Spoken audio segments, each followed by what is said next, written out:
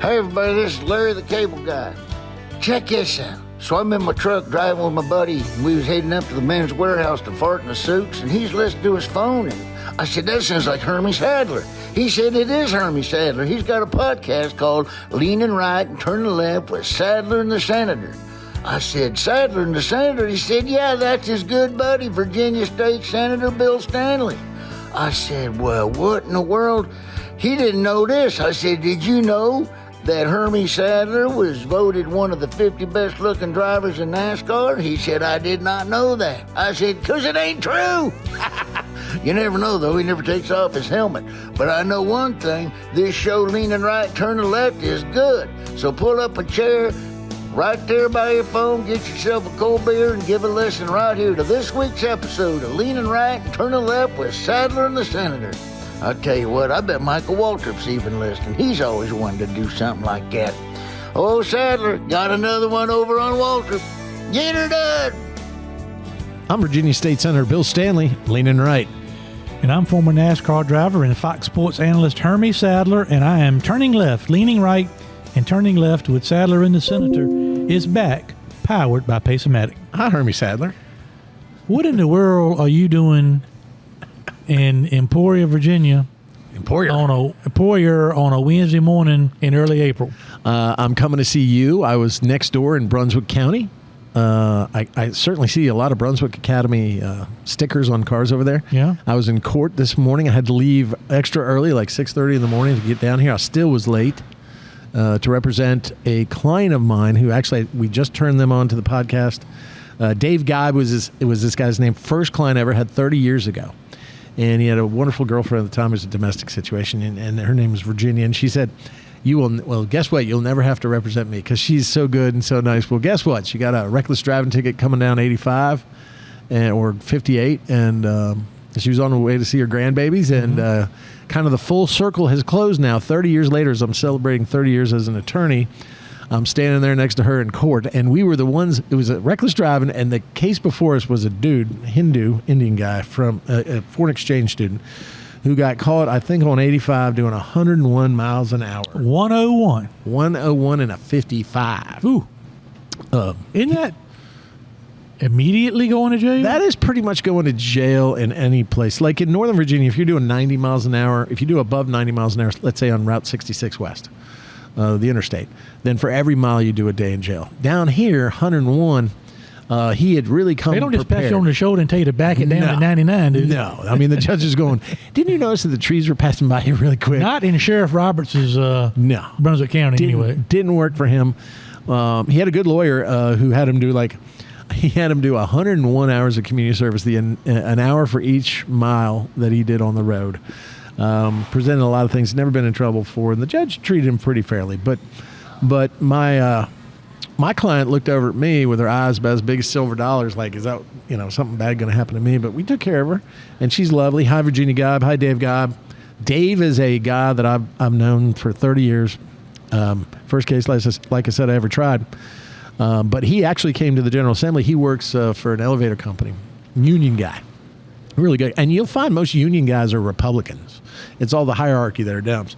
And he had me vote for the first time a pro-union, anti-right-to-work state bill for him just because of Dave Gobb. So that's how much I think of Dave Gobb, and I was proud to represent his wife So you were today. able to actually come to Brunswick County and go to court and handle something for a client without my involvement. Correct. In fact, I didn't have to say, hey, I'm friends with Hermie. Because that's what. But there was a it took bailiff who last remembered time. me the last time I was there with you, and who asked me how you were doing. Yeah. So even in Brunswick Court, while I didn't have to use you to get special dispensation, your name came up nevertheless.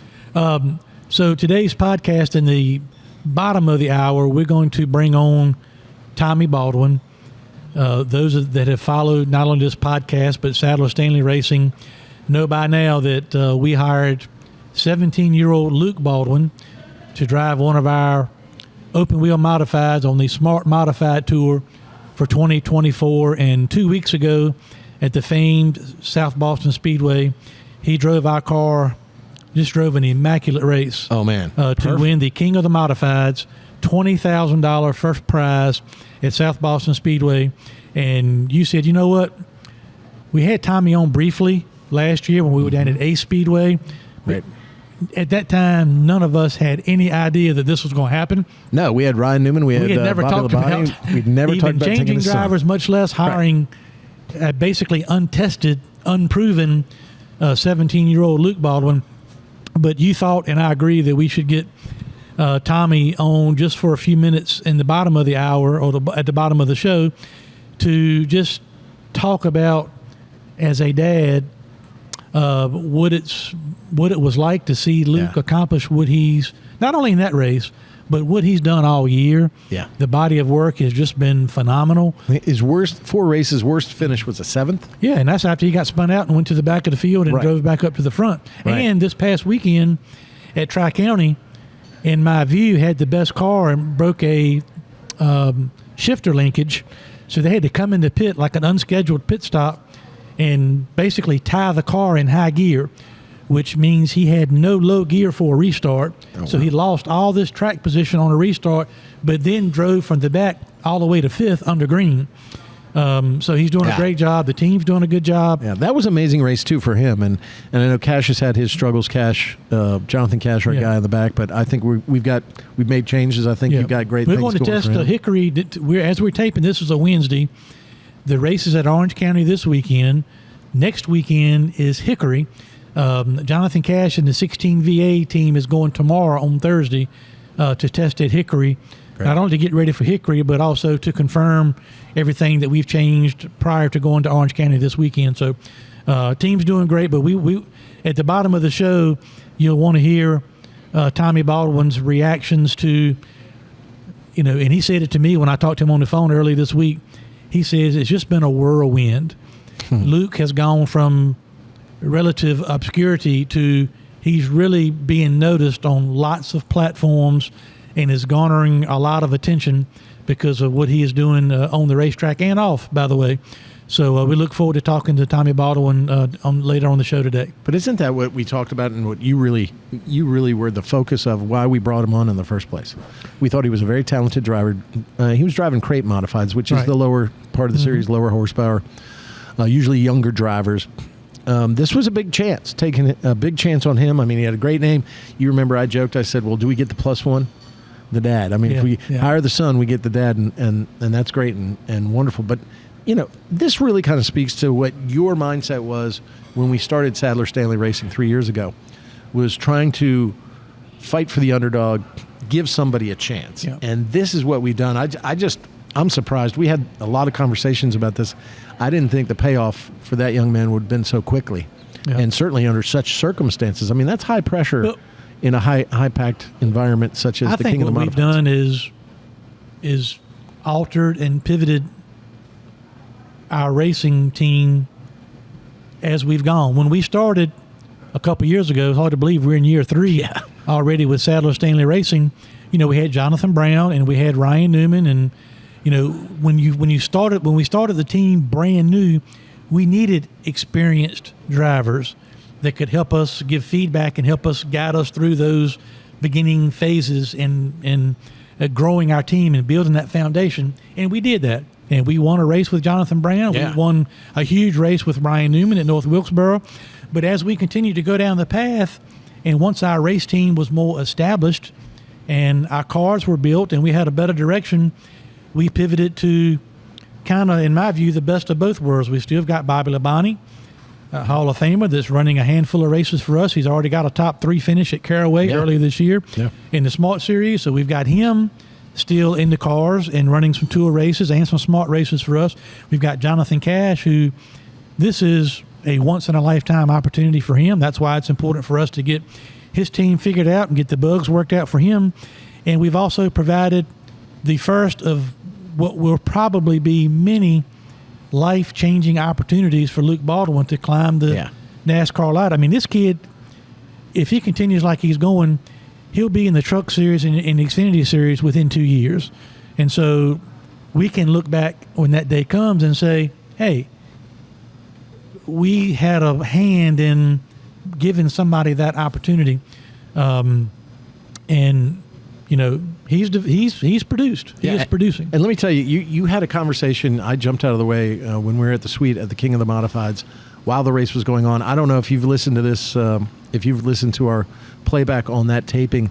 We dropped it at the end of last week. If you haven't listened to it, you got to listen to it. It's really compelling. That was mine and yours audition. Yes. To send to MRN and PRN. I don't think we'll get a job doing that, but I thought it was pretty compelling. And then you brought in Michael Pace, and you talked to Michael about, this is why we do this. And it seemed like, and what I thought was so great was, for Pace-O-Matic and Michael Pace and the way he thinks about his company, he's not just some, cutthroat CEO. He's a guy that really wants to make a difference with the gift that he's been given.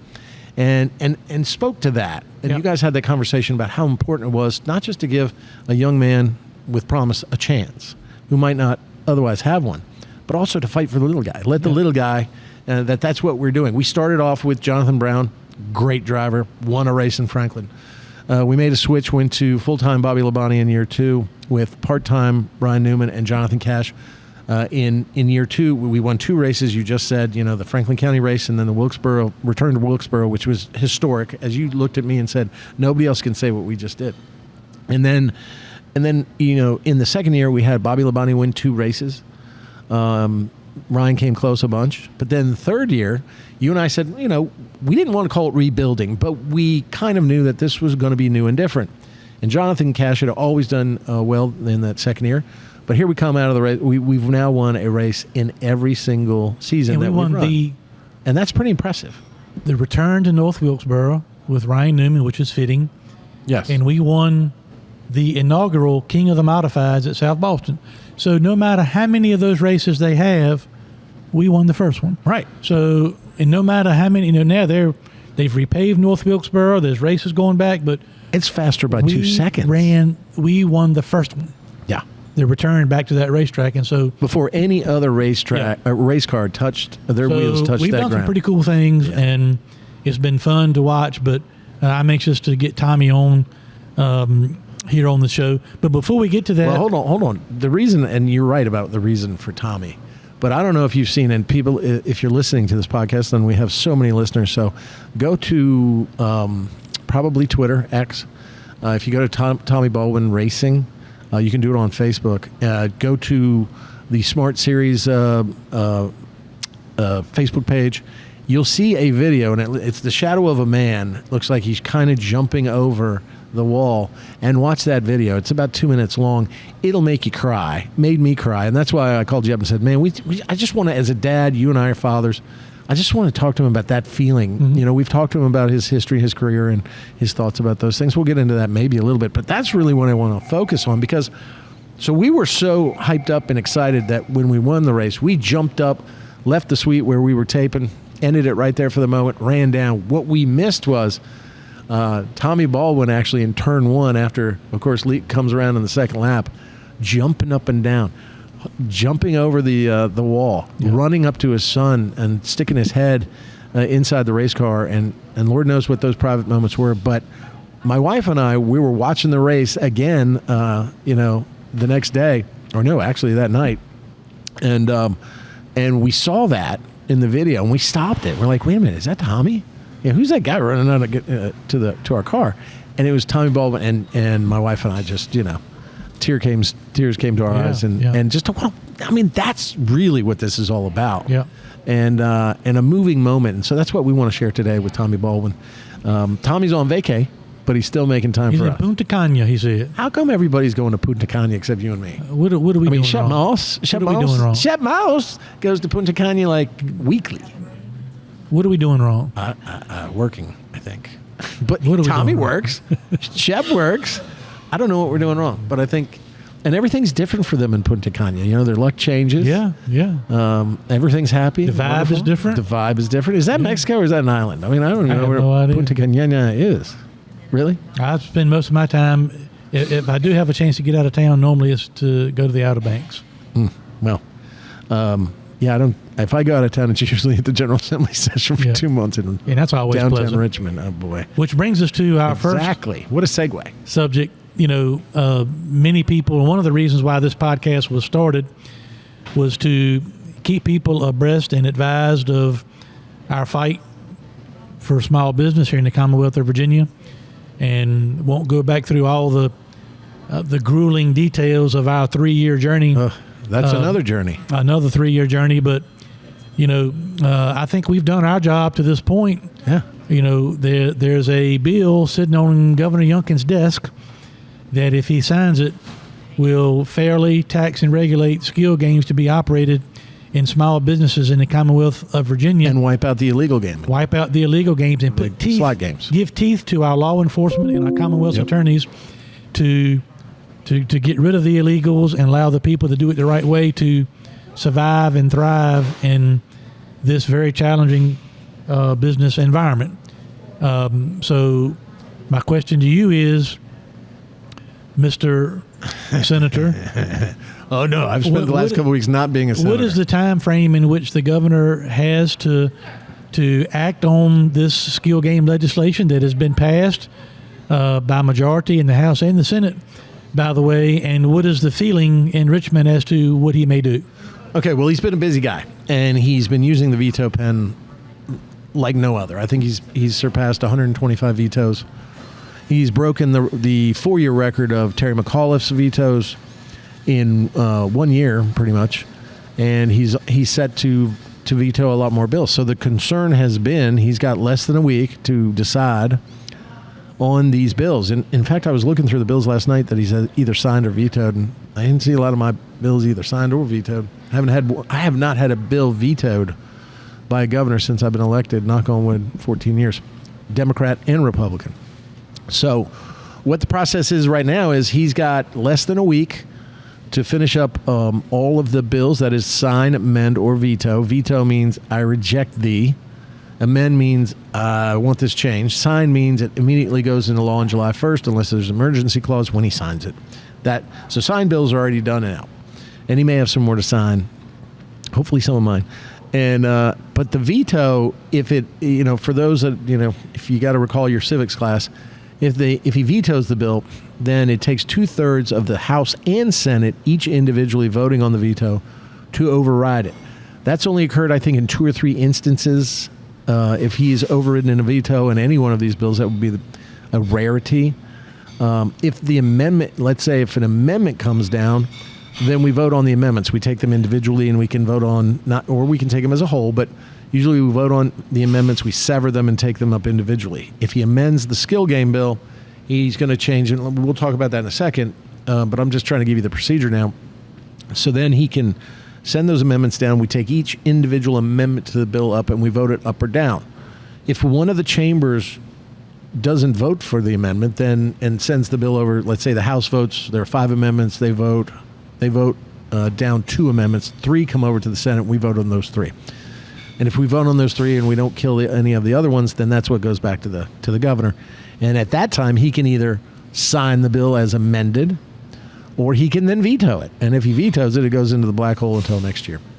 The other wrinkle that we have is that we have a budget in front of us that, as you may have seen, and those listeners who are watching the news, at least local Virginia news, we have a real battle going on, a battle royal, a Godzilla versus King Kong between Louise Lucas and the governor, respectively. And they have been fighting over the arena, which now Ted Leon's has used Virginia to get a better deal from Washington, D.C., so the Caps and Wizards will stay in Washington, D.C. But Louise Lucas, when that bill passed out of the House, we had a Senate companion, never got a hearing, got sent to Appropriations, Finance, never heard it. When the House bill came over, it went through maybe one committee, went to Finance, and again, Senator Louise Lucas decided not to hear it, effectively killing the deal. And that started basically the back and forth between the governor's office and the legislature, controlled by Democrats, 51-49 in the House, 21-19 in the Senate.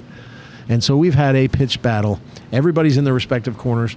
I have never seen a governor's mansion and legislature so far apart from each other when it comes to trying to resolve this budget issue.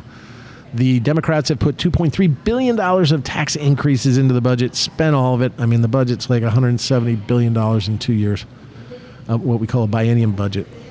Lots of spending on their priorities, not any spending on the governor's priorities.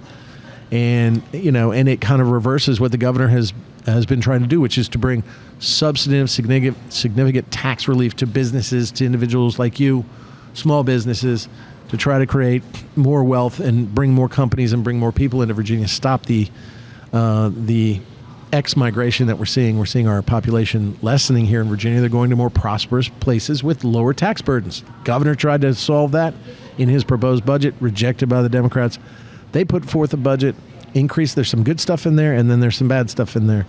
And so it'd be one thing if they could work together, but I don't see them working together. So my speculation is, if when it comes to the budget, if he has the ability to line item veto. He also has a chance to amend it. He also can veto the whole budget. If he goes in there, unless it's line item veto, remember, it always has to be balanced. We, unlike the federal government, balance our budgets. We don't spend more than we have. So if he line vetoes out those tax increases, then we have a $2.3 billion hole in that budget. So how are you going to make it up? So he's going to have to be very crafty to come back in and find $2.3 billion to accommodate spending, or cut out $2.3 billion or something near there in spending generally. And the Democrats aren't going to like that. And he doesn't like the tax increases. So I guess what you see is a real setup that they are so diametrically opposed from each other right now.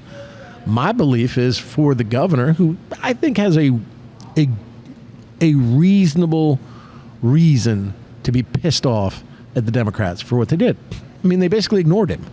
They stuck their hand in his face and said, talk to the hand kind of deal. Is that still vogue with the kids anymore? I'm calling back talk to the hand from the 90s. And so he has every reason to be mad and upset. And I think, if he amends the budget, then what he's going to suffer in reconvene, we go back on the 17th of April for a reconvene session, is death by 1,000 cuts. And that is, they're going to vote down all of his amendments. And then where are you? And then what does he do? Veto it? So I would think, if I'm a betting man, and I don't like to gamble, that, I would think that the best bet for the governor to do is veto the whole budget, which would be unprecedented, but he can do it. Veto the whole budget and then send us into special session for the next 2 months, April, May, maybe June, and send down a good budget that incorporates the good parts of what the Democrats want, takes out those tax increases, realigns some things, and offers them a budget that was better than the one he handed down. Remember, the governor always hands down the budget. We work off his budget, and then we send him back what our changes are, and that's how this process goes. He sends down a brand new spanking clean budget, which puts his priorities in there, shares priorities with the Democrats, balances it, and doesn't have these onerous tax increases that are going to burden small Virginia families that are working so hard to make a living and make ends meet. That's what I think. Otherwise, if we see that amendment process, they're going to be like, red. They've got the majority. Then it goes back to him. And then what does he do then? He signs basically their rejection? No, he'll probably veto it at that point. So let's get the veto out of the way. Let's start over. Let's start fresh. Everybody roll up their sleeves. Come back to Richmond. I hate doing it. I'm going to lose business. But it's got to be done, and everybody needs to sit at the table. So in layman's terms, for the people that are listening to this podcast that are small business owners that are rightfully pushing for their legal right to operate skill games in their convenience stores, truck stops, restaurants, and bars, how does everything you just said, how does a skill game legislation fit into all that? That's a great question, Hermie Sadler. I wasn't going to let you off the hook that easy. I was hoping to just breeze right by it. Didn't work. Because you didn't say this. I'm saying that my interpretation, based on all the people that I spoke to around the governor for the last 6 months, has been, if there's a skill game bill that makes it to my desk, I plan on signing it. That's what he said to me, too. I don't want to get in the middle of it, but if a bill comes to me, I plan to sign it. And it doesn't seem like it's quite that simple. So I think everybody involved with skill, and he knew I was involved with skill because I represented you, represent Pacematic, provide them advice, legal counsel. They sponsor this podcast. They sponsor our race team. So he knows, and quite frankly, I'm a legal expert on skill games right now and the difference between skill and chance and those code sections that pertain to gambling. But it seems like, from everything that I know from the people that carried the bill or supported the bill, got very positive vibes from the governor in terms of the, level playing field and small businesses should participate. And the other thing, the complication with the budget as it stands now is that if he's going to cut out $2.3 billion, billion with a B, then if he vetoes skill games right now in the budget that was passed by the House and Senate and sent to the governor for his consideration, there is baked in the cake $300 million of new revenue. Okay, that is supposedly derived from these skill games. That's what's anticipated with the however many at the convenience store, the truck stop, and the bar. I think it's like 10 at a truck stop, 7 at a convenience store. Is that right? And then 3 or 4 at a restaurant bar. Yeah, that's right. I was on the conference committee, but I did not participate, even though you got blamed for it, though. I did. I was the magic man. I supposedly was doing all this stuff for you, actually, because the bill originally had 7 when it went to conference. Had 7 skill games limit for truck stops, and they came out at 10, and they said, "Aha! Bill Stanley's friends with the truck stop." By the way, I was never consulted. No. Nor should I have been. I was never consulted. They came to me. They asked me one question on the tax rate. I made a suggestion. That was it. Next thing I know, they said, "We have a deal," and they stuck a piece of paper in my hand, and I signed it. I didn't even read the bill. When we went back to talk about it with my caucus, they were like, "How many for the truck stops or the convenience stores?" I'm like, I really don't know. I didn't participate, but certainly there's $300 million worth of revenue there that have been allocated. So if he's going to cut $2.3 billion in taxes, what is he going to go for another $300 million? Now we're up 2.6. How do you make up that hole? So one would think that basically, okay, skill games are here. Maybe there's, that's $300 million. That can change people's lives. That can modernize schools. There's a lot of good that can come from it. But now what we're hearing is that the governor may veto the bill. So the potential is to veto the bill entirely. Now, why would he do that? I really don't know. Has he had a change of heart? Maybe so. Is he listening to the opposite side, which is the casinos? Maybe so. I don't know. It's speculative. I mean, I do know that when he went on his backward budget tour, which I thought was kind of fun, and then the Democrats went on their tour promoting their budget, he said we shouldn't have, because he had vetoed the cannabis marketplace bill, which would have legalized cannabis and had, basically pot shops. He said, we don't need a pot shop on every street corner, and we don't need a convenience store slot machine in every 7-Eleven. And that which is not correct messaging for what a skill game is. Because it's not a slot machine. It's not. And in that regard, there's limitations as to how many they're there. And so, but it was the exact language of what you and I were seeing as the casinos were putting out, which their new thing was, we went from gray games to gray machines to now what they were doing on TV. Convenience store slot machines. Exactly. Convenience store slot machines. They have tried very much to dirty up what is a skill game by giving it another moniker. And so that was it. But to hear the governor repeat that, I was like, uh-oh. And you and I talked about it, because I said, did you hear what he said and how he referenced? So I had a little bit of concern. So word on the street from the chattering class is that he was going to veto, or is going to veto, this bill, or in the alternative, heavily amend it. And he's got less than a week to do that. But here's why I think he should sign. I think he should sign the bill, but he shouldn't veto it. If he vetoes it, he loses all leverage with Louise Lucas and the Dems. He's got nothing to play with. He's basically taken his chips there at the poker table and lit them on fire. So why would you do something like that? So maybe his option is then, well, I really want them to reject these things, so I'm gonna amend the skill game bill so bad that nobody can accept it. I'm gonna say 2 machines in a truck stop, 3 machines, 6,000 machines total or less, and they've got to have a monitoring device, and you have to have an opt-in or opt-out where the locals have to, like with the casinos, have a referendum to vote it in or vote it out before you can have them. Well, so he'd do that, but that messes up the number. The $300 million I've given you is baked in the cake in the budget to be spent, because you can't count on that number anymore when you start messing with it to that degree. If you can't quantify how many machines and then basically determine from there what their revenue is going to be, so that gets the 25% tax, highest tax rate of any gaming device in Virginia, any casino, sports betting. I mean, you're seeing $500 million every month in Virginia bet on sports, and they have a real low tax rate. So this 25%, you just can't quantify it. So that seems kind of harsh. So I have to ask myself, is the third floor, we call them the third floor, at the Jefferson Building. Is the third floor doing this because they're so pissed off at Louise Lucas? I mean, that's all I can think of, because it just doesn't seem, morally.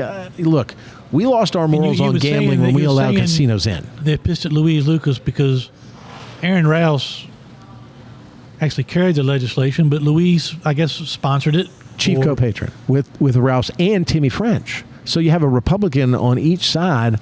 Timmy French, a Republican, closest to Northern Virginia Republican senator we got. Great guy, brand new. Mm-hmm. He's on the bill. It's important to him. You got Dan Helmer. You've got, not Dan Terry Helmer. Kilgore, hadn't he been supported? Terry Kilgore, I believe, signed on the bill on the House side. Yeah. He's been a vocal supporter of it. Doesn't believe casinos should have that monopoly. So is there any consideration that in shooting one across the bow with Louise Lucas, he's also shooting one towards some of his Republican supporters that supported this legislation? Well, yeah, and I think it was 32-8 in the Senate. It may be 31-9, but I think it was 32-8. That bill, as it came out of the conference committee, sponsored by Aaron Rouse, passed the House a little closer, 51-49, but 32. So we only had like 4 or 5 Republicans who voted against it. Most everyone in my Republican Senate caucus believes in it. I mean, really, it's important for their area, their convenience stores, the truck stops in their area, allowing small businesses. They believe in it. And the problem that you have is, let's say he vetoes it and it comes to the Senate because it's a Rouse bill.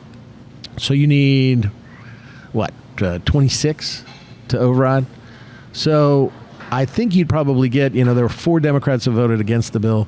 Knowing Louise, she could probably wrestle 20, if not 21. Jeremy McPike might not vote for it, but she might be able to wrestle 20. So we got to find 6 Republicans who are going to go against their governor. Okay, that's a possibility.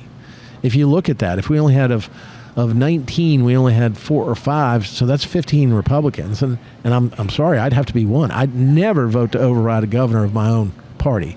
But in this situation, the small business owner is more important, and leveling the playing field, as we said. So I would. So now you need 5 more people. Well, Timmy French is 2. So now you need 4 more people. And I think when you look around, and I don't want to say people's names, and I won't, but I think you could get there to override. The question is, can they then override that by 2/3 in the House? Yeah. You would have to have, now the Speaker controls their Democrats a lot better than the Democrats control themselves in the Senate. So I would think if he's for it, then you got 51 there. So based on my math, and I'm not a math guy, you need 16 Republicans. That's harder to get, but it's not undoable. And so that's what we're facing. So that would be very embarrassing for the governor. We don't want to embarrass the governor.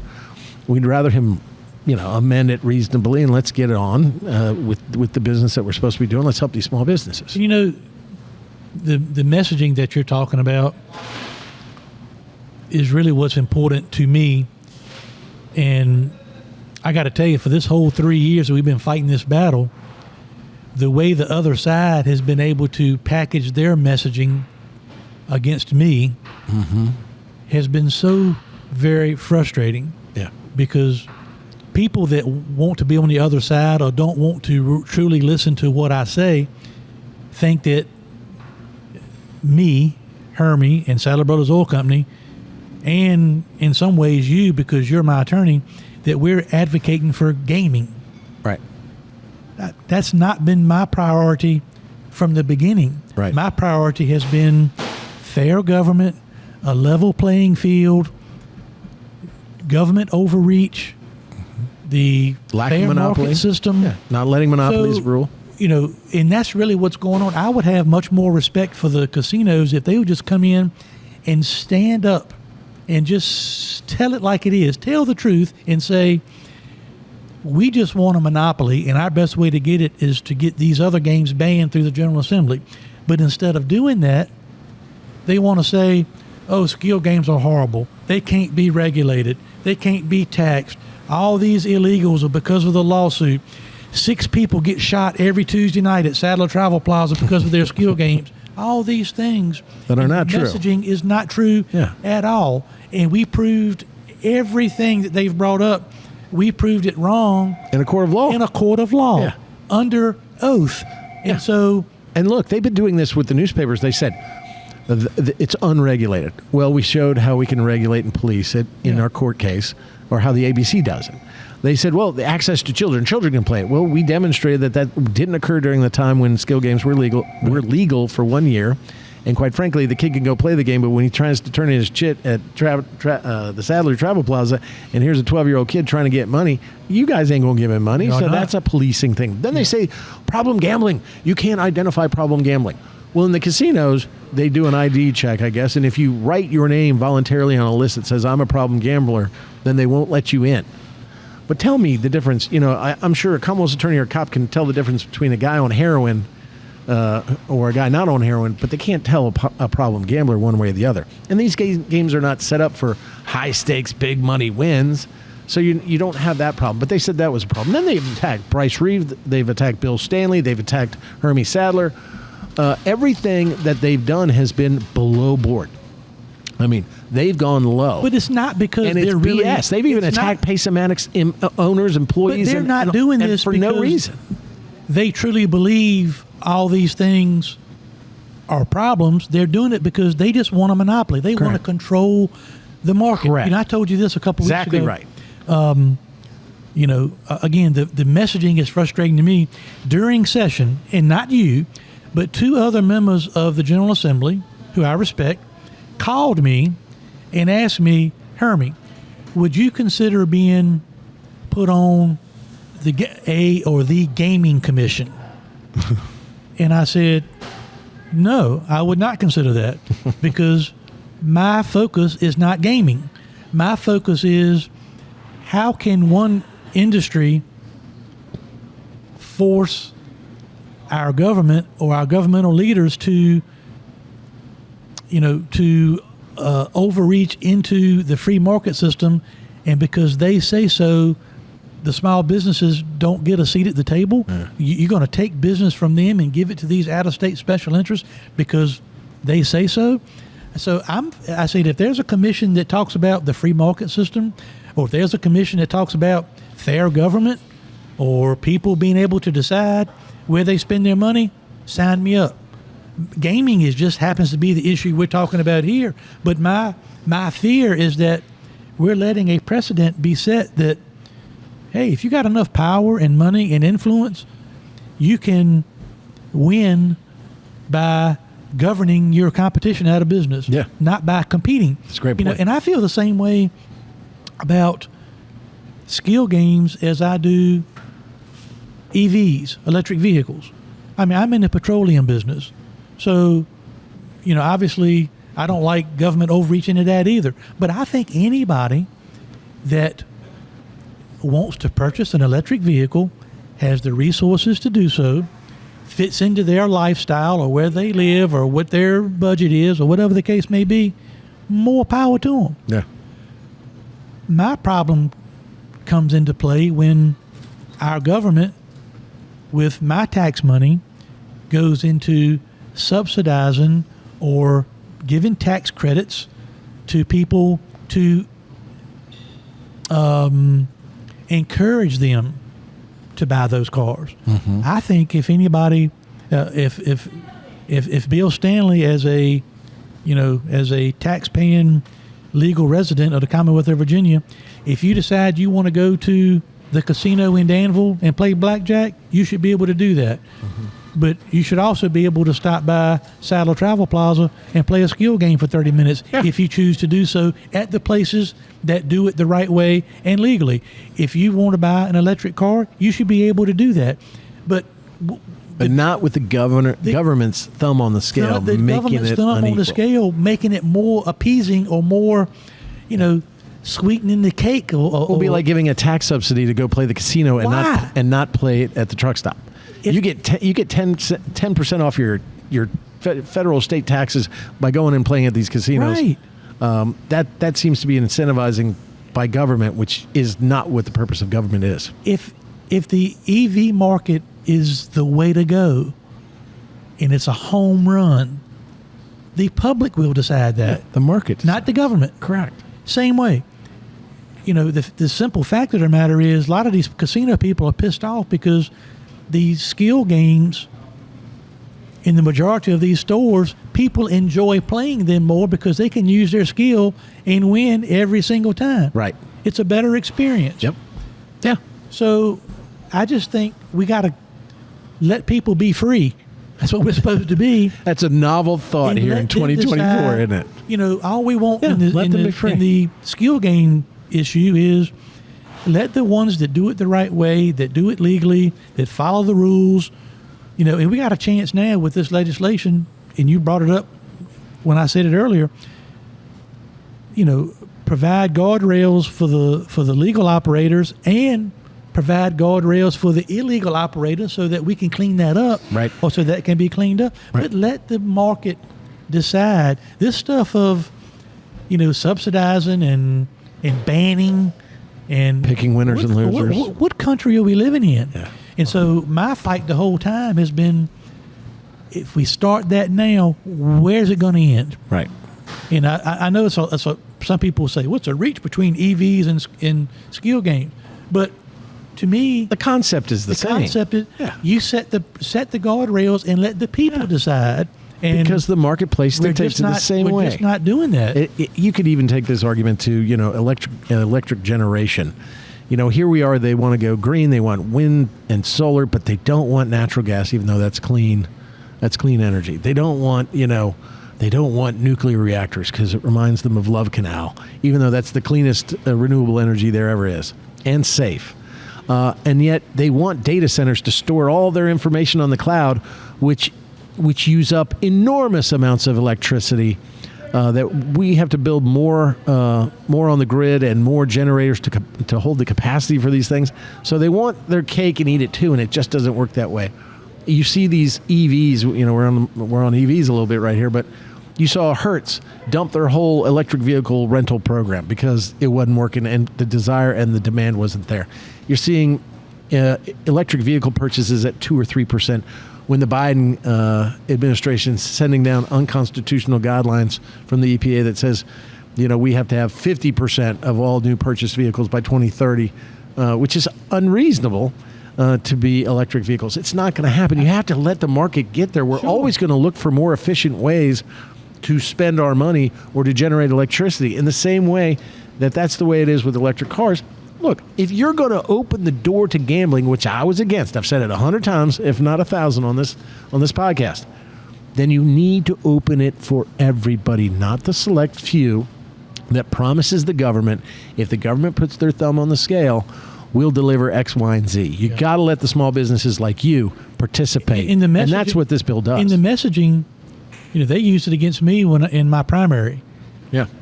People in my own party. They're like, if you elect Hermie Sadler, he wants to put casinos everywhere. And I'm like, I'm battling slot machines in every 7-Eleven. battling the casinos. Yeah. Not because I'm against casinos, although I don't like their business practices. I'm for the free market system and people being able to decide where they spend their money. If you've got a good enough business plan or business model, you don't need the government's That's right. help That's and right. oversight. And, you know, they just, you take from these people and you give to these people. You take from the little guy and you give to the big guy. Yeah. And in most cases, those profits go out of state. Dude, You know, think about it this way. I mean, they're one of their big things is problem gambling. This does not address problem gambling. Makes it more like heroin available to the drug addict on the corner. Well, quite frankly, that is hilarious to me because when you think about it, $500 million last month, and they said, "Oh, online betting was down. $538 million was only wagered in Virginia on games last month." Where do you think that? I mean, the problem gambler can place a bet on his cell phone right here, right now, or play a scratcher on his cell phone right here, right now, or play casino games from the casino marketplace on his phone right here, right now. Why aren't we saying, or the casinos are saying, we need to do something about that? No, let's just put it all on skill games. Like, they know what they're doing better to stop problem gambling. They're creating it. The casinos are creating it, not skill games. I know we're going to take a break and bring on Tommy Baldwin, but I was watching a committee hearing one day when one of the lobbyists for the casinos brought up like a handful of things that they were just were non-starters of Right. why they were so against skill games. And I'm paraphrasing, but you said something along the lines of, okay, and if we fix all these things, you'll happily go along with, this legislation. And he said, oh, no. Now I can't, I'm not saying that. Right. So, it's really, They're not trying to make it better. No. They're trying to kill it. they're trying to kill it. Because want it they gone. want the field. They don't want the competition. And just like I told you in previous podcasts, and we love our listeners for listening, because this is a very important issue on a global scale, not just on skill games and gambling in the Commonwealth of Virginia, but this is coming around in every state. But the problem is what you see is the casinos want to get rid of all the skill games made by any other operator. Pacematic makes skill games. And then all of a sudden they're going to come to the General Assembly once they've got them all gone, and they're going to go, hey, you know what we need? Skill games. But we'll provide them, and we'll control the marketplace. And that way, that's like the old want to adage. control it all. That's like letting a bear into your kitchen and just hoping he eats what's in And the I just cupboard. wish they would Pretty come soon out you're and making say them that. eggs. Yeah, no, And just be honest. It's just really unfortunate. Because that was what my question was. Okay, we do everything you want, so you're going to welcome skill games in Virginia. Oh, no. I just wish They're they'd say throwing up that. roadblocks, I just not wish they'd say resolutions. that. And I understand you Never were gonna- very eloquent in saying, here are the political issues that may prevent this legislation from being signed by the governor. And it's unfortunate that all these small business owners and these families, these mom and pop operators, some are going to lose their businesses Correct. because of politics. Yep. Yeah. Because somebody is mad at somebody way up here, Yeah. and the people way down here at the bottom are going to suffer. Well, and you and I were talking about this. Small businesses have usually always supported Republicans, conservatives, because we're there. We don't want to, the governor vetoed the minimum wage going up to $15 to $20. We want you all to be able to thrive. As George Allen said in an editorial that was in the, Virginia Pilot just a day or two ago, small businesses are the backbone of Virginia. We can't live without them, so we want to support them in any way we possibly can. Yeah. But this seems to be, quite frankly, the opposite. And I think if the governor vetoes this, then what you're also saying is, because the Democrats said they were leading the charge by sponsoring the bill, but Republicans got on it too. So it's bipartisan. So these small convenience store owners, restaurant, bar, and truck stop owners look to the governor, a Republican. And if he vetoes this thing or amends it, with death by 1,000 cuts, then I think we're going to lose a lot of that electorate in the election that's coming up in 2 years, less than 2 years. Yeah. Maybe not in the national election, but in our state election, when the governor's mansion is up for election, and the House of Delegates. And you can't afford in this environment to lose one vote. So I think it would be unwise for the governor to veto this. But I'm not the governor, and he tends to surprise you a lot. I mean, they seem to have their own mindset. They don't collaborate a lot with the Republicans in the House and the Senate as much, and they make their own decisions and ask us to support them later. I hope that they will more than ever collaborate with us, and they don't veto the skill game bill. And if they're going to amend it, don't amend it. So what you're in effect doing is killing it. We'll update people on this as things move forward. You ready to take a break, and then we'll bring back our guest? Let's take a break. I'm looking forward to this. Tommy Baldwin's coming up after our commercials. In fact, he's showing up on the Riverside right now. So we're going to have him in about 2-3 minutes. We'll get right back with you. Listen to these wonderful ads. Usually they're me and you, Hermie. And make sure if you need something, come to Faux Show or Sadler Travel Plaza. And if you need something from me, that means you're in trouble. Give me a call, my law firm. We'll be right back. Hi, folks. This is Hermie Sadler. Thanks for listening to our all-new podcast, Leaning Right and Turning Left with Sadler and the Senator. I hope you are enjoying the show as much as Senator Stanley and I enjoy bringing it to you. Whether you're a family traveling together or a truck driver hauling freight up and down the highway, I hope you will take the time to visit one of our Sadler Travel Plaza locations in Virginia and North Carolina. Sadler Travel Plaza locations are licensed dealer locations for Pilot Travel Centers, and we also carry Shell Motiva petroleum products for our four-wheel friends. We pride ourselves on providing one-stop shopping for service, food, and entertainment. Our food options include Five Guys Burgers and Fries, Quiznos, Dairy Queen, Hermie Sadler's Faux Show Bar and Grill, Victory Lane Restaurant, Hunt Brothers Pizza, Dunkin' Donuts, and much, much more. Our locations include Sadler Travel Plaza in South Hill, located off I-85 at exit 12. The Sadler Travel Plaza of Emporia, which is conveniently located on exit 11B off I-95, and Sadler Travel Plaza on Highway 58 in Suffolk. We also have our North Carolina location, Sadler Travel Plaza in Dunn, North Carolina. That's exit 75 off I-95. We appreciate all of our customers, and Bill and I appreciate you listening to Leaning Right and Turning Left with Sadler and the Senator, powered by Pace-O-Matic. Hey, this is Bill Stanley, Hermie Sadler's sidekick on this podcast. When I'm not in Richmond at the Capitol or doing this podcast, my real job for the past 27 years is as a trial attorney with the Stanley Law Group. Here at the Stanley Law Group, we represent our clients in every courthouse in the Commonwealth. No problem is too small for us to solve. No case is too big for us to win. Whether it's criminal charges, traffic offenses, civil disputes, litigation matters of any sort, we handle it all. We make sure that we treat every client like family because they are to us. Your problem is our problem. Your success is our success because we hate to lose more than we love to win. And believe me, we win a lot. Don't believe me? Go ask Hermie. I'm his favorite lawyer, and he hates lawyers. So give us a call at 540-721-6028 and let us help you. Or visit our website at www.vastanleylawgroup.com. That's www.vastanleylawgroup.com. At the Stanley Law Group, we'll make sure we're the lawyers that you swear by and not at. And we're back.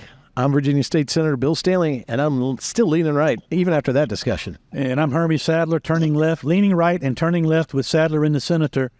As always, is powered by Pace-O-Matic. And I think for the first time, we're going to take the show live to Punta Cana. Punta Cana. That's just outside of Emporia. Is that it's down 85, 95? Where is it? Just down 85. I mean, yeah, they talk about the same as you do. Yeah, they do. You can't understand them, can you?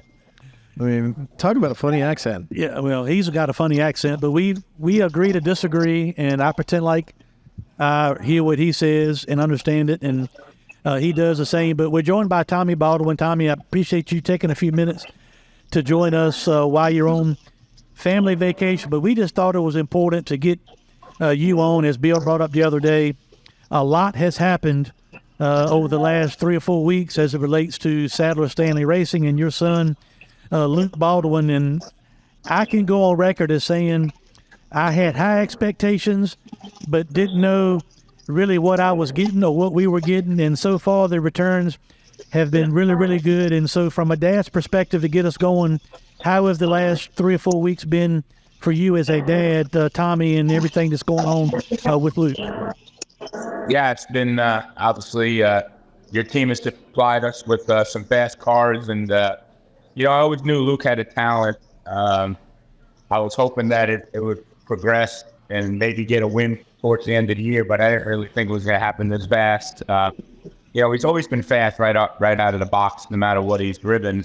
I knew he was going to be good in qualifying, but he really understands long race pace as well. So now we're at the point now okay, now what? We've won races, right? You guys, I think, are second in points now, and it's got to keep digging now. Yeah, and we're in the Smart Modified series, and really, when we talked about bringing you on, Tommy, we want to talk to as two dads. We're very proud of our kids. I've got 3. You've got a couple that you know about, right? I got papers on 3 of them. Yeah. Yeah. and then just to see the joy in your face, and we were talking earlier in this podcast about what I saw when we won at King of the Modifieds. We jumped up, we were high-fiving, and we run down so we can be in victory lane. And what we missed was a moment in time when your son came around after crossing the start-finish line, and you were jumping up, and there's a video of you jumping over the wall. And my wife and I saw the race that night. We came back home, and we watched it again with my son till late into the evening. And what we saw was just this elation on your part, and you getting inside the car with the net down and hugging your son and having a special moment with him. And it really brought a tear to our eyes to watch something like that. How is a father who's in the racing business with a son who wants to be in the racing business? I mean, what's that kind of feeling like? It's got to be a lot of fear, trepidation, and joy all mixed up together. Yeah, I mean, it was definitely a great dad day. I was really excited, especially all the things I've been through in the past year with fighting cancer and trying to get back healthy here. And, you're laying in bed and you're not doing very well during all those treatments and stuff. You're not sure how much time we got left and what you have going on. So to come full circle and to see Luke win that race and, not only win it, but, we beat two of the best race car drivers, modified drivers in the country, and, they got a lot of wins combined that, he did a good job. And, I'm excited about the future, trying to keep him humble and, one race at a time, obviously. And, just telling him you're only as good as the last race. And as soon as you pull in that gate, that's that race. And you got to forget about what happened the previous week and move on. So, we're just trying to keep him focused and trying to make sure, that 7 VA stays fast. And, obviously Neil Canner and doing a really good job with that PSR car. So, hopefully everything continues to go uphill and we can end up fighting for a championship. Tommy, you and I communicate a little bit during the week sometimes about Luke and the team. But one thing you brought up to me that I hadn't really thought about until you brought it up is Bill and I reached out to you after we had a conversation about Luke potentially driving our car. It was not and has never been a situation where you lobbied for Luke either last year or this year to drive this car. Our direction and what we were looking to do with Sadler, Stanley Racing, and Pace-O-Matic was shifting more towards let's find somebody and give somebody that we think is talented and deserving of this opportunity and do it. And I reached out to you to start having conversations about Luke. And, until you brought that up to me, it never occurred to me that some people may be under the misconception that you were calling us or lobbied us about this ride. It just wasn't the case. So how did that all play out for you, and how did the decision-making process go between you and Luke and your wife and your other kid also, and when those conversations started and ultimately, agreeing to put Luke in the car? Yeah, I mean, obviously it was a great call that, we received, and, we talked a little bit, you and I, and then I went over it with Luke and he was totally into it.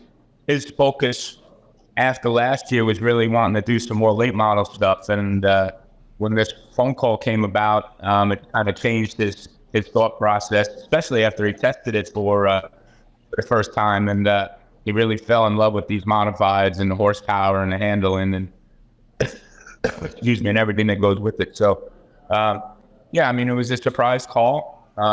Luke does a really good job out on the street, building relationships on his own. And, I think he did a really good job for your group, spotting for Ryan Newman last year. And he did.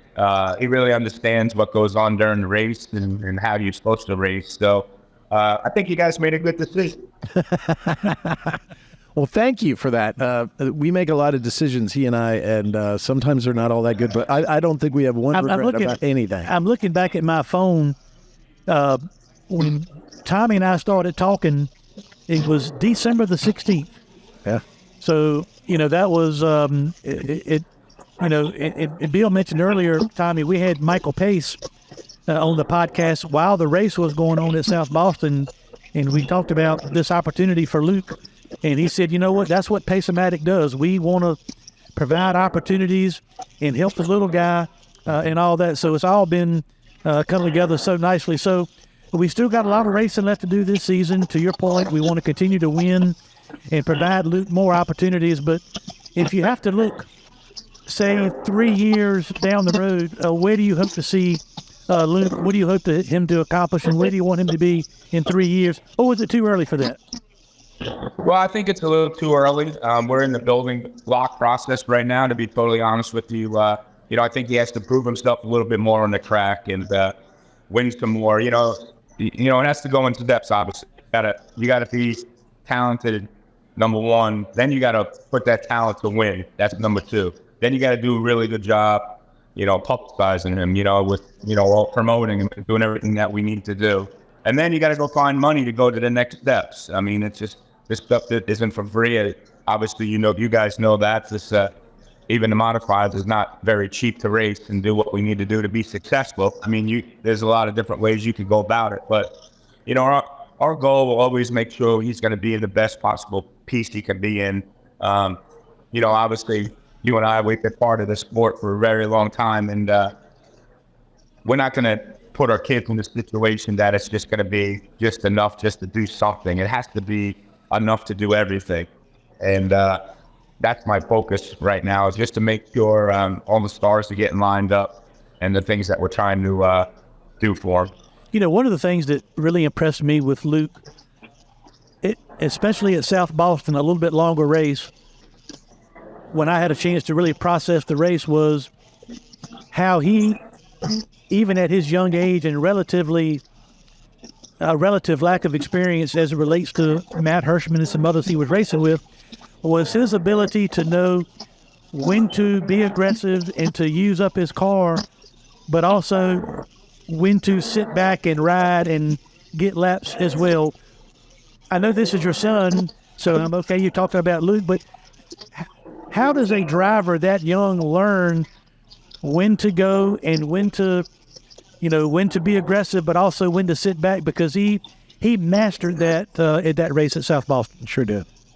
Yeah, I mean, I think he learned a lot from testing and racing Florence as well, because that's the most demanding, tire wear place we probably go to. But I think that Myrtle Beach was bad, but Florence is even worse. But he's been around a long time, listening on the radio with me, and my race car drivers have been driving the 7NY as well. And he listens. He knows when I tell the guys to go or what's going on, and Luke really understands how a race should unfold, and that's very important for any type of race car driver. I mean, you can have speed, you can do a lot of things, but if you don't understand everything you need to do to get to that end of the race, you're not going to be as good. And I think he really understands that. I think he really processes that as the race goes on, where he's at, who he's racing, what he's got to do, how many laps are left. I mean, he's been listening to me on the radio tell my drivers, for years. So, it's been good so far. So for a guy like me, a dad like me, I've got a son, Chandler. He's younger, of course, really into racing. He's into sim racing. What advice, I know you grew up in racing. Your profession was racing. What advice would you have for parents, dads like myself and Hermie, who have children who are interested in racing and want to have that experience? What do you suggest for us to do? Well, I always tell him, I said, and Hermie knows this, how you become a millionaire, right? You start with 10 million in racing, right? That's to become a millionaire. All right, I'm out there. I'm out. It takes a lot of money. Obviously you want to start at the lower level if your kids are young, go-karts and, Legends cars, which I don't really like the Legends cars, to be honest with you. I think they're cost effective to get started, but I think it doesn't really do a good job of teaching the kids how to race the correct way. There's too much wrecking going on, and there's too much spitting out and getting people in trouble. So I pulled my kids out of that as quick as I possibly could and got them started in the 602 crate modifieds, which I think is a really good division that's growing not only down south but all over the Northeast. It's a real economical modified, one step lower than what we racing now with the NASCAR and smart modifieds, and it provides the kids with some good experience for sure. What is your opinion of the smart modified tour? Of course, it was prominent for a while. It kind of faded. Chris Williams and his team are trying to bring it back. What is your thoughts on the current state of the smart modified tour? And if you already do have a hand in it, whether you want to or not, what are some things that you see that maybe Chris and his team have done well, or what would you like to see them do over the next couple of years to continue to grow this tour, which is very important. We need this in short track racing, especially in this part of the country. Yeah, I mean, it's that Chris and his group have done a phenomenal job with the Smart Tour, Pace-O-Matic Smart Tour so far this year and in the past years.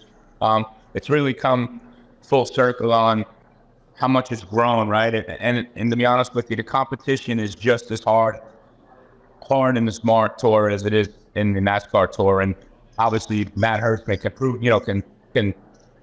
proves that, not coming down here for the first 3 races and not winning, either of the 3. So, it's gotten a lot harder since I started with the Smart Tour in the beginning, competitive wise. A lot of people, a lot of teams have stepped up, have bought fresh equipment and really good race cars now. So, the biggest thing, I think we all agreed at the beginning as a group of what we were going to do with the Smart Tour. We were going to all try to grow it together, right?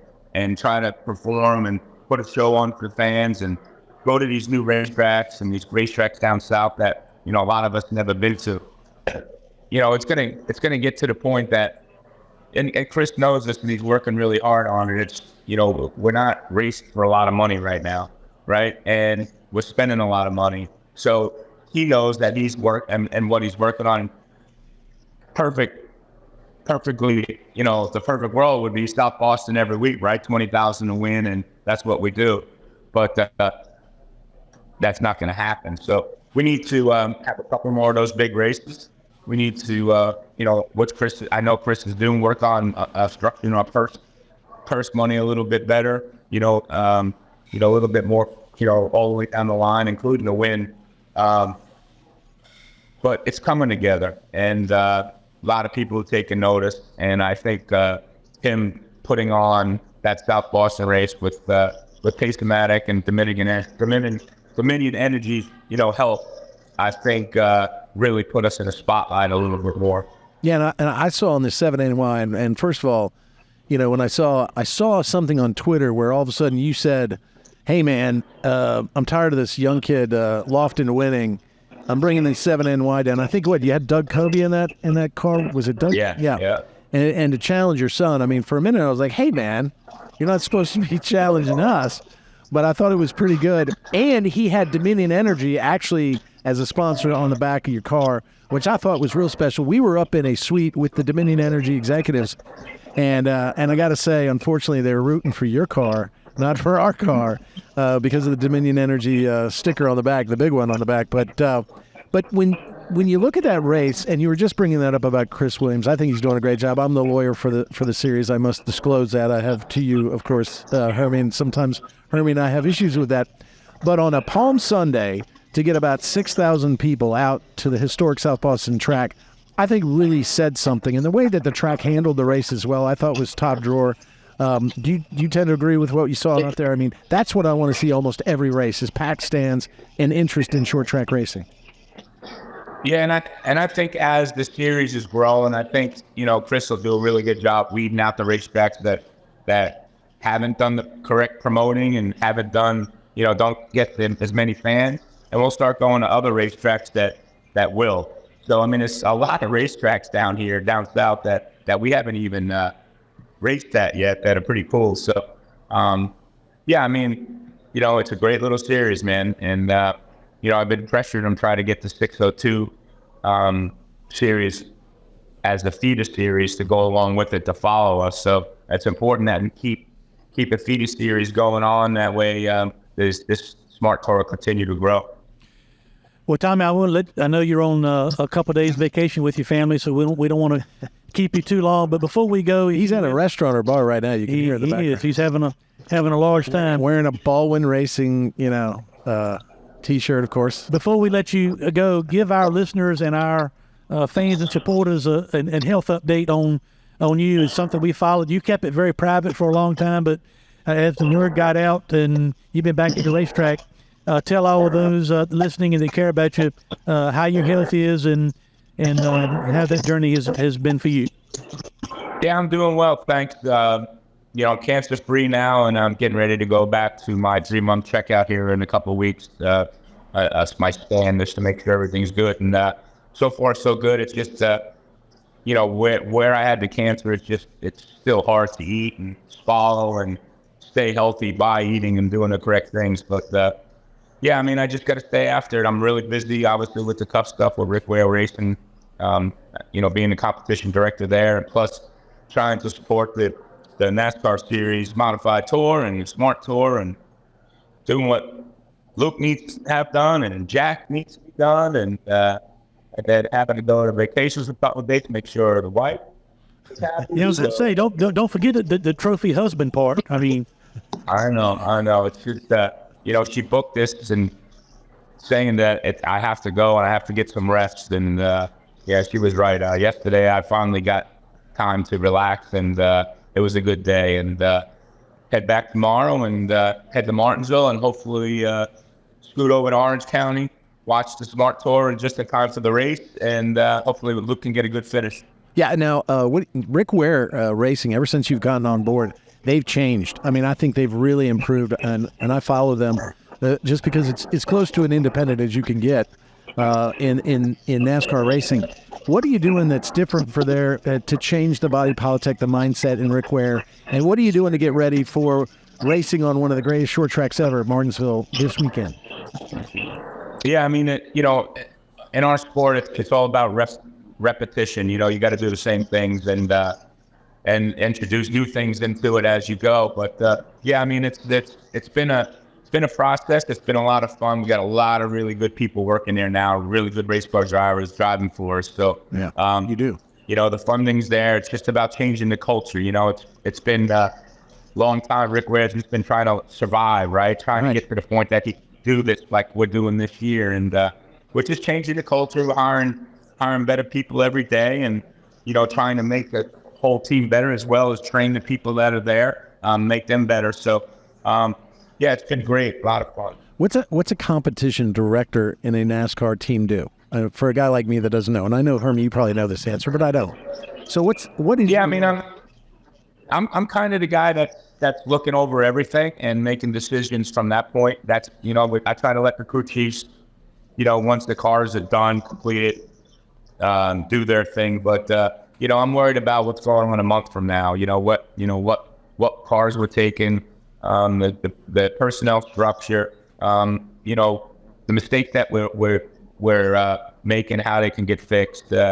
Looking over the pit crew stuff, you know, a lot of things. I keep busy, don't worry. And it's you know, we're probably, I bet you the next team above us has 50 more employees than we do at least. But this group does a really good job putting these cars together right now. And you know, if we don't make mistakes, you know, we're a top 20, 25 team week in and week out, which is huge now in the Cup. It's not easy. Yep. Last week's Richmond race, I think, was the most competitive NASCAR Cup race ever.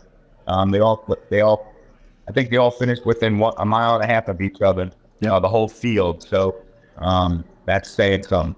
Yeah. Well, we're rooting for Rick Ware Racing because you're on it and you're the competition director. We're certainly rooting for the 7VA of Sadler Stanley Racing.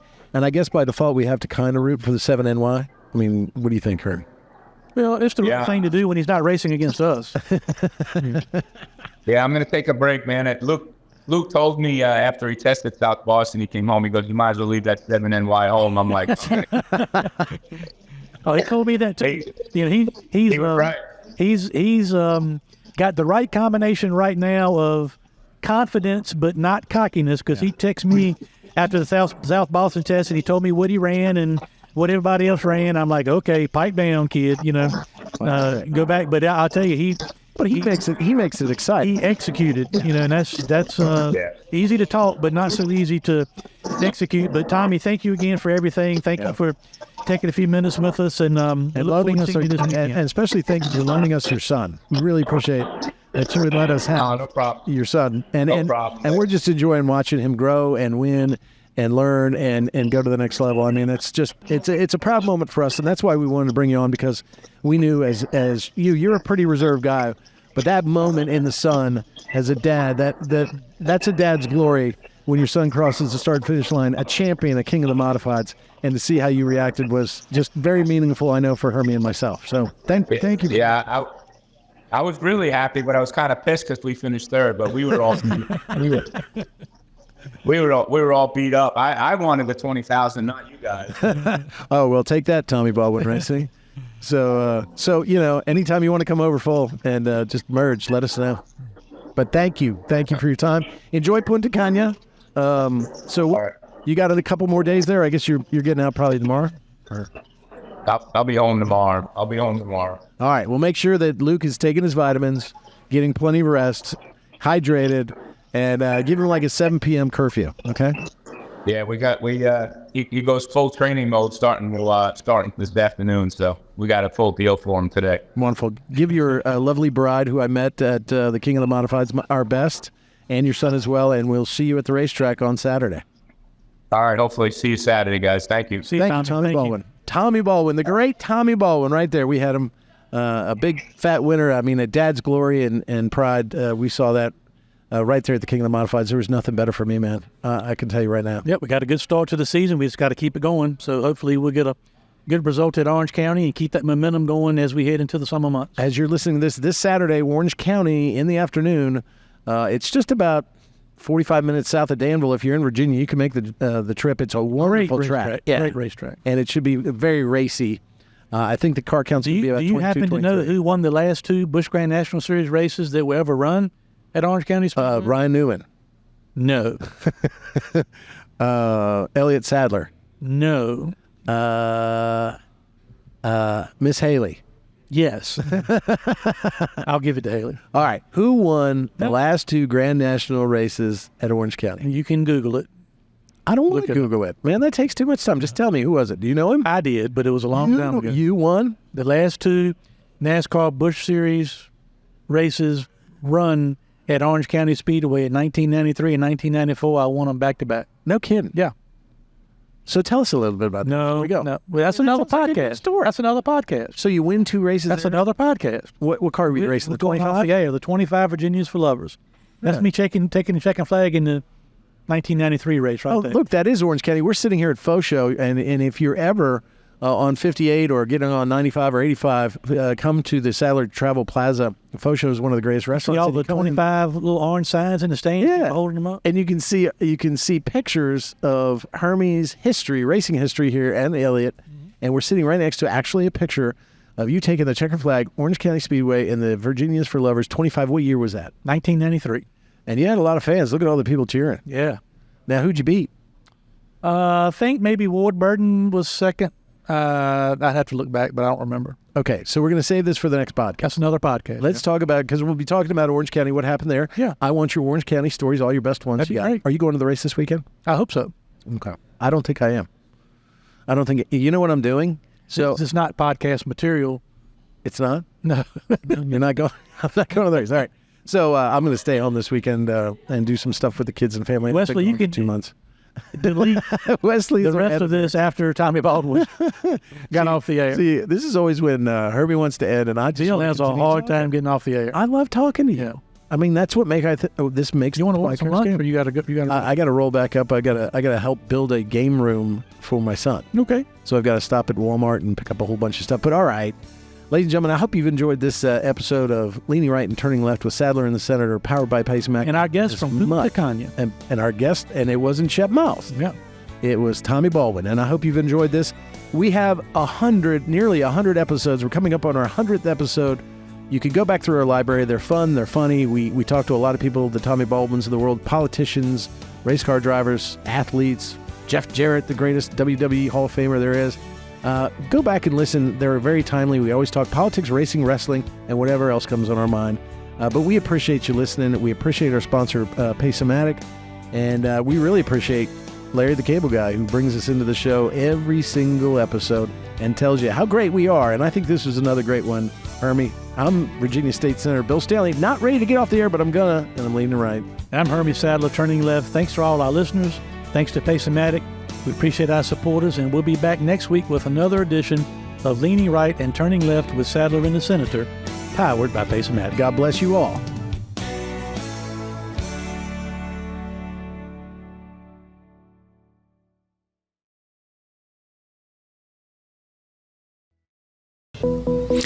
Hey, Hey, this is Bill Stanley, Hermie Sadler's sidekick on this podcast. When I'm not in Richmond at the Capitol or doing this podcast, my real job for the past 27 years is as a trial attorney with the Stanley Law Group. Here at the Stanley Law Group, we represent our clients in every courthouse in the Commonwealth. No problem is too small for us to solve. No case is too big for us to win. Whether it's criminal charges, traffic offenses, civil disputes, litigation matters of any sort, we handle it all. We make sure that we treat every client like family because they are to us. Your problem is our problem. Your success is our success because we hate to lose more than we love to win. And believe me, we win a lot. Don't believe me? Go ask Hermie. I'm his favorite lawyer, and he hates lawyers. So give us a call at 540-721-6028 and let us help you. Or visit our website at www.vastanleylawgroup.com. That's www.vastanleylawgroup.com. At the Stanley Law Group, we'll make sure we're the lawyers that you swear by and not at.